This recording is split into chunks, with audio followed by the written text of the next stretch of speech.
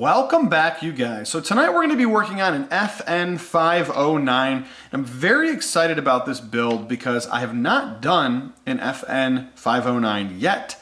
It's going to give me an opportunity to learn some new things, and it's going to give you guys an opportunity to maybe see something that you haven't seen before.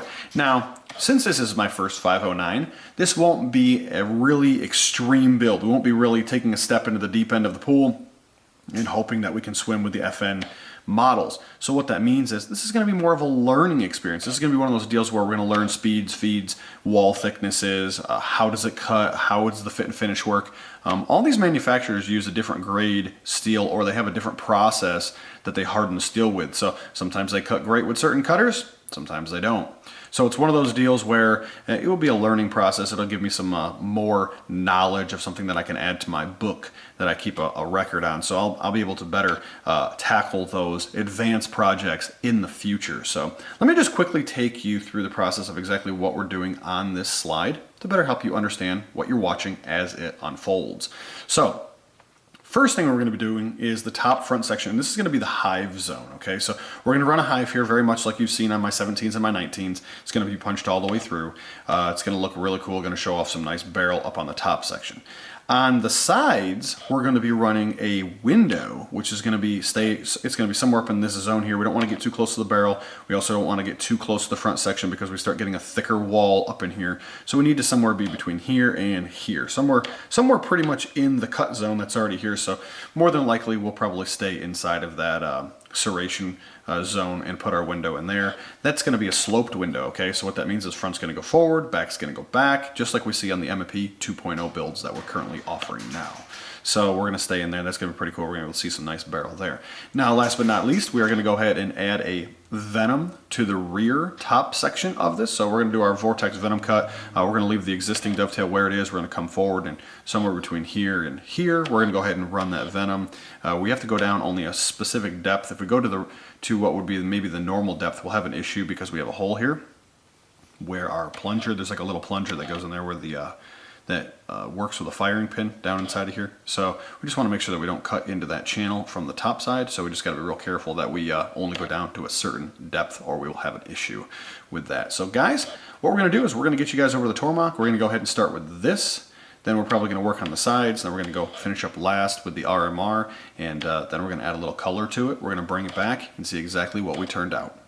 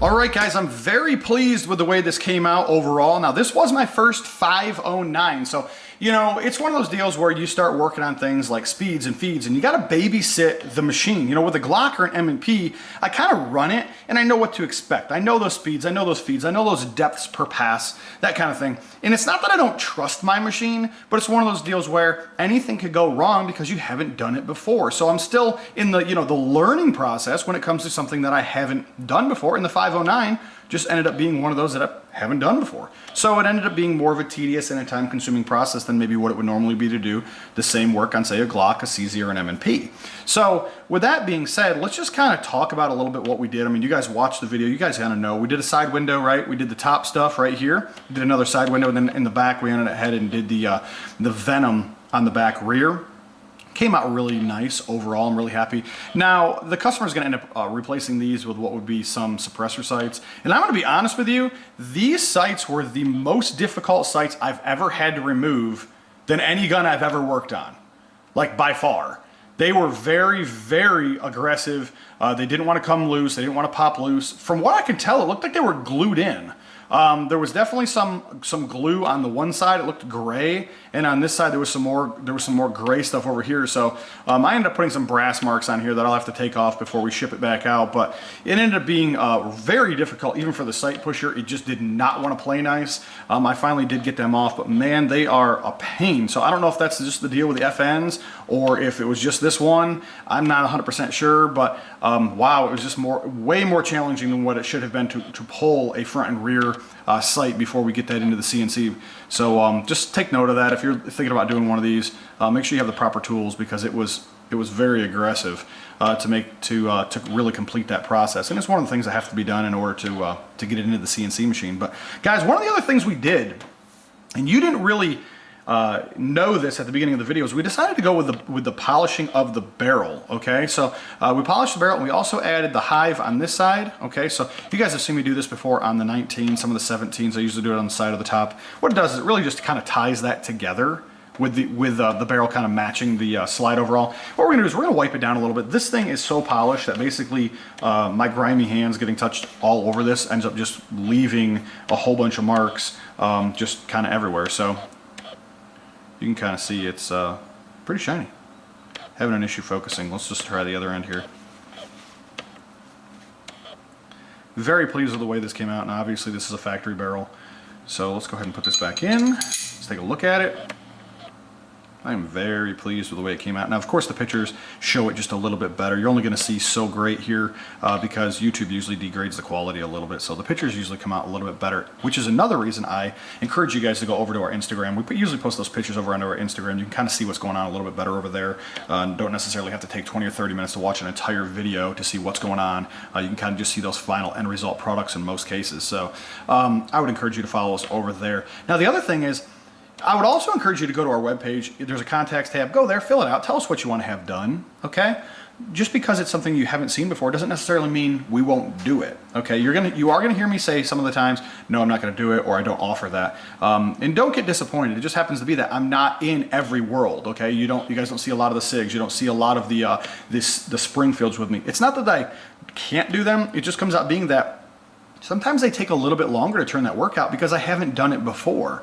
So what ends up happening is I'm a very busy individual, and I end up putting everything on a schedule. So if I put people on a schedule and I say it takes 2 to 3 weeks for the work to get turned out, but then all of a sudden one of those projects may take me 2 or 3 or even 4 extra days because I don't have the slide into my CAD drawing. I don't know what all those thicknesses are, you know, or it's a specific design. You know, not only is it, hey, it's not usually like, hey, can you do a top port on my Springfield? Usually it's like, can you do this? And there's like a grocery list of things that needs to be done. And there's nothing wrong with that, but what ends up happening is it pushes everybody off from getting their stuff done. So you're probably gonna find me say, we're gonna hold off, we're not gonna do that right now, or we're not taking those in right now. And it's just because I'm a very busy individual. I stay relatively busy. You guys can usually tell that from my YouTube channel. Go back and look at the dates of which I've released stuff. It kind of tells you that I'm usually, you know, running pretty hard to get everything done in line. And I'm also one of the kind of guys that has to be right before it turns out. You know what I mean? I can't just throw it together and say, here it is, thanks, bye.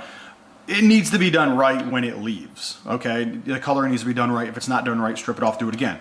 You know, the barrel needs to look right. Everything just needs to come out right, or we're not gonna turn it out. Unfortunately, sometimes what that does is it puts somebody else behind a day or two because I might have had an issue with a run, something that I didn't, you know, approve with the coloring, or something that I just I'm not happy with overall. So be rest assured that the quality of work of which you'll be receiving is top notch. However, sometimes that comes at a penalty of maybe a day or 2 or 3 later than the anticipated 2 to 3 weeks from which I received the slide. So something to take into consideration. So also take that into consideration when I'm telling you no when I don't want to do your slide. It's not that I don't like you. It just happens to be that I may just not have it in my schedule. You know what I mean? It might just not fit in the time frame. And usually there's somebody else out there in the market that does the work that you're after. And sometimes I know who they are. Sometimes I personally know these people. I have contacts at other shops. We talk about things and things like that. So if you come to me and say, hey, I have a Springfield, you know, Mod 2, I want to have it done, I may say, no, I don't do that. However, I do know somebody that does do that. Here, reach out to this individual because they do top-notch quality work, and I make those recommendations, much like I do K&M Blasting. You know, his work is just top-notch, so therefore you hear it come out of my mouth a lot because it's quality work, plain and simple. So there's really no better way of saying it than it's the top of the line and it's premium, right? So guys, follow us. We've got a lot of YouTube channel stuff going on. We're going to be posting more videos. You guys can tell, like I said before, we stay pretty busy. Go back and look at the dates of which stuff's released. Sometimes it might be a video every week. Sometimes it might be a video every 2 weeks. Sometimes it might be a video for 4 days in a row. You might get one every day for 4 days in a row. So you just never know what's going on with me. I work a full 8 to 5 job, so keep in mind that if I don't return your call, text me, or you know, set up a time with me to take that call. It's not always easy for me just to step out and take a call in the middle of the day. I usually don't do it because it's just something that I can't fit in with my regular job. I need to focus on what I'm doing with my regular job. This is considered a hobby to me. Even though it is a business, it is still not my primary form of income, so it comes out being a secondary job. So like I said though, with that being said, sometimes things may take a little bit longer for you guys to get the work back to you. However, when you get it back, every time everybody's like, man, that's awesome, or that is the best looking thing I've ever seen. And it's not just because it's theirs, it's because the work is top notch. When they get it back, it's like it's a premium service. So it just ends up being one of those deals where you get what you pay for. I know it's easy to say that in that tone, but guys, that's really what it comes down to. You get the quality of what you pay for. So guys, have a good one. If you're local to me and you plan on having a little bit of free time on the 5th and 6th, go to Raleigh. I'll be at the gun show, and just talk it over with me. Figure out what you want to have done. Take a look at some stuff. Pick my brain on maybe some of the new projects that we haven't talked about on here. I know I'll have some new content for you guys to discuss a little bit, so feel free to go out there and just kind of let me know what's going on, and I'll let you know a little bit what's going on. You'll be able to see some stuff that you've seen on the channel. So very, very cool. Good opportunity to meet some of you local people here in North Carolina. Guys, have a good one.